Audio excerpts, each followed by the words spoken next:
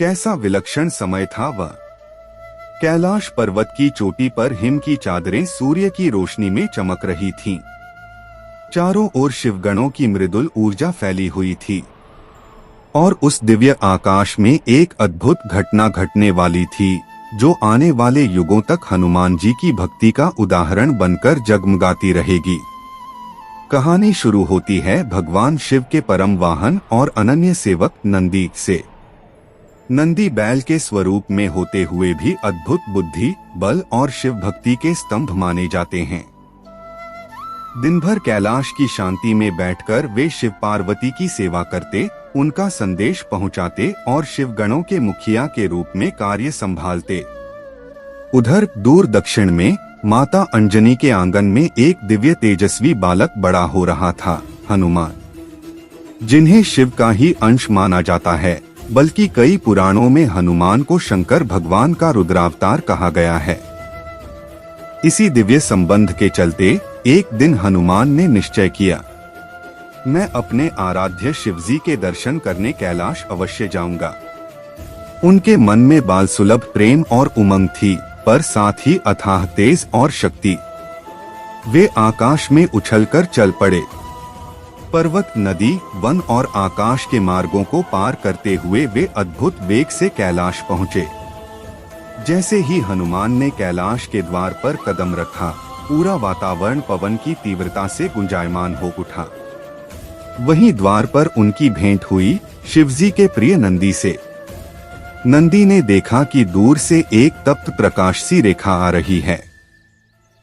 पहले तो उन्हें लगा कोई तेजस्वी देवता आ रहा होगा, पर जब वह आकृति निकट आई तो उन्होंने देखा यह एक वानर स्वरूप का बालक था, किंतु तेज इतना कि कई देवताओं को मात दे दे। नंदी ने गंभीर स्वर में पूछा, बालक, कौन हो तुम?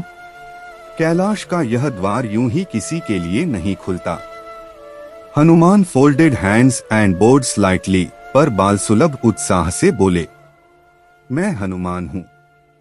अपने सदा पूज्य भगवान शिव और माता पार्वती के दर्शन करने आया हूँ। कृपया मुझे अंदर जाने दें। नंदी हनुमान के स्वभाव से प्रभावित तो हुए, पर साथ ही उनका कर्तव्य उन्हें सतर्क कर रहा था। कैलाश में प्रवेश का अधिकार हर किसी को नहीं होता। नियम, अनुशासन और मर्यादा, इनके रक्षक नंदी ही थे। 3 शिव से प्रथम साक्षात्कार। कैलाश की चोटी के समीप वह एक गुफा में ध्यानस्थ होकर बैठा। नींद और थकान से उसका शरीर ढुलकने लगा, पर तभी गुफा के भीतर एक मंद प्रकाश फैला। समक्ष एक दिव्य संत प्रकट हुए। जटाओं में पवन बह रही थी, आंखों में ब्रह्मांड की शांति और चेहरे पर अपार करुणा थी। ऋषभ थरथरा उठा। आप कौन हैं? संत मुस्कुराए। खोजने वाला जब तैयार होता है, उत्तर स्वयं चलकर उसके पास आता है। उनकी वाणी में ऐसी दिव्यता थी कि ऋषभ स्वतः समझ गया कि ये कोई साधारण संत नहीं। कुछ पल बाद संत का तेज बढ़ने लगा और वह स्वयं महादेव के स्वरूप में बदल गए। ऋषभ विस्मित रह गया। उसके नेत्रों में आंसू भर आए। उसने प्रणाम करते हुए कहा, महादेव, मैं आपके दर्शन का अधिकारी कैसे बना? शिव बोले, जब किसी की तलाश सच्ची होती है तो उसे कभी ठुकराया नहीं जाता। 4 जीवन का पहला संदेश, धैर्य। ऋषभ ने शिव से पूछा, भगवान, मनुष्य सबसे अधिक दुखी क्यों है? शिव शांत भाव से बोले, मनुष्य दुखी इसलिए है क्योंकि वह तत्काल परिणाम चाहता है। वह धैर्य खो देता है।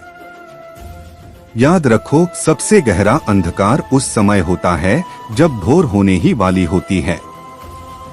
उन्होंने आगे कहा, जिसने प्रतीक्षा करना सीख लिया, उसने जीवन का आधा सत्य समझ लिया।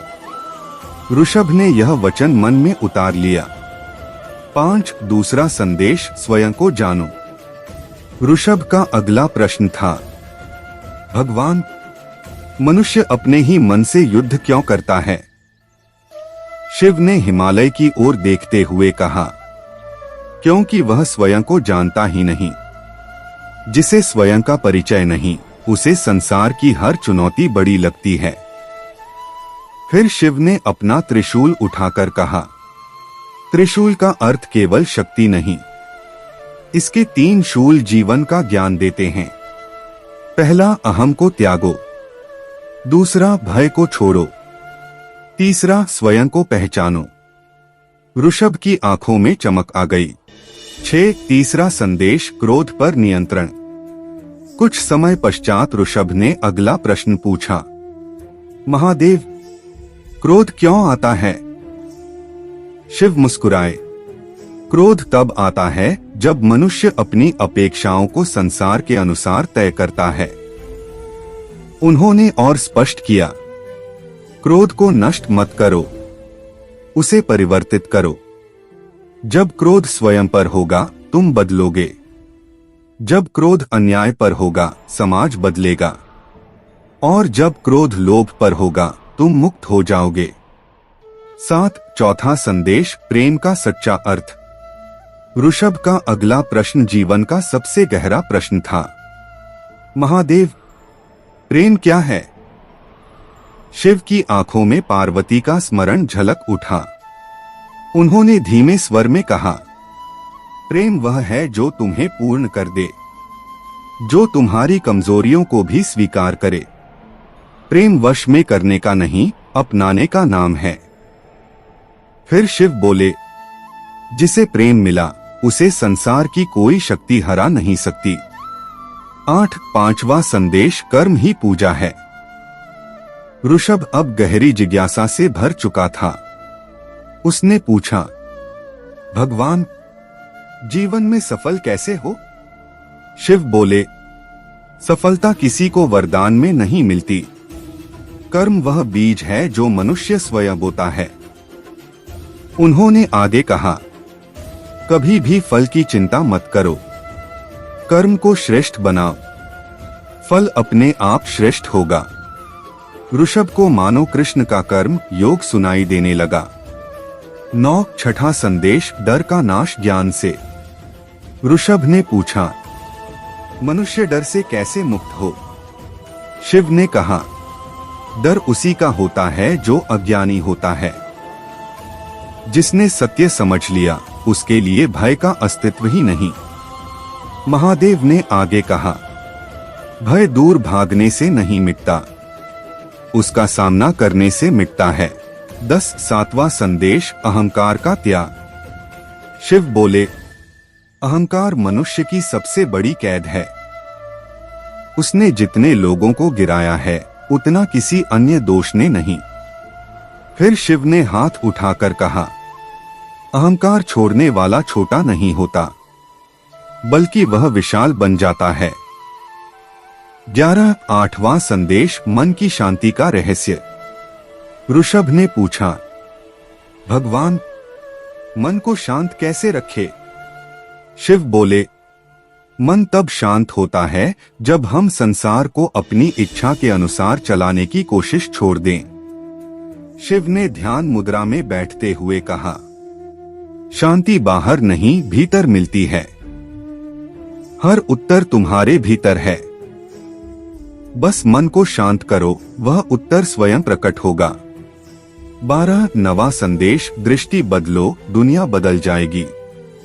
महादेव ने कहा, दुनिया वैसी नहीं है जैसी दिखती है, दुनिया वैसी है जैसा तुम्हारा दृष्टिकोण है। फिर शिव ने समझाया, यदि दृष्टि में करुणा है तो हर व्यक्ति अपना लगेगा, यदि दृष्टि में क्रोध है तो हर कोई शत्रु लगेगा। 13, 10वां संदेश, त्याग की महिमा। ऋषभ ने आखिरी प्रश्न पूछा, भगवान, त्याग क्यों आवश्यक है? शिव बोले, क्योंकि पाने के लिए छोड़ना पड़ता है। जो छोड़ सकता है वही सच्चा धनी है। उन्होंने और कहा, त्याग का अर्थ सब कुछ छोड़ देना नहीं, बल्कि उन चीजों को छोड़ देना है जो तुम्हें भीतर से कमजोर बनाती हैं। 14, शिव का अंतिम उपदेश। शिव कैलाश की ऊंची चोटी की ओर देखते हुए बोले, मनुष्य का जन्म केवल खाने सोने के लिए नहीं, उसे कुछ ऐसा करना चाहिए जिससे उसके जाने के बाद भी उसका नाम रहे। उन्होंने अंतिम वचन दिए, सत्य पर चलो, धैर्य रखो, प्रेम करो और अपने भीतर शिव को खोजो। फिर शिव धीरे धीरे प्रकाश में बदल गए। ऋषभ विस्मित, भावुक और परिवर्तित हो चुका था। 15 ऋषभ का जीवन बदल गया। कैलाश से लौटते समय ऋषभ अब वही युवक नहीं था। उसके भीतर साहस था, शांति थी और जीवन को देखने का एक नया दृष्टिकोण था। उसने एक छोटे आश्रम की स्थापना की जहां वह लोगों को शिव संदेश सुनाता। लोग उसका कथन सुनकर अपने जीवन में परिवर्तन लाते। धीरे धीरे गांव, नगर और राज्य के लोग उसके आश्रम आने लगे। हर व्यक्ति के जीवन में वह प्रकाश बन गया। 16 शिव संदेश आज भी जीवित है। आज हजारों साल बाद भी शिव का दिया वह संदेश ऋषभ के माध्यम से मानवता तक पहुंचता रहा और आज भी हर मनुष्य के जीवन में प्रकाश बन सकता है। शिव संदेश का सार संक्षेप में, धैर्य रखो, स्वयं को जानो, क्रोध को परिवर्तन में बदलो, प्रेम करो, कर्म श्रेष्ठ करो, भय का सामना करो, अहंकार त्यागो, दृष्टि बदलो, शांति भीतर खोजो, त्याग को अपनाओ।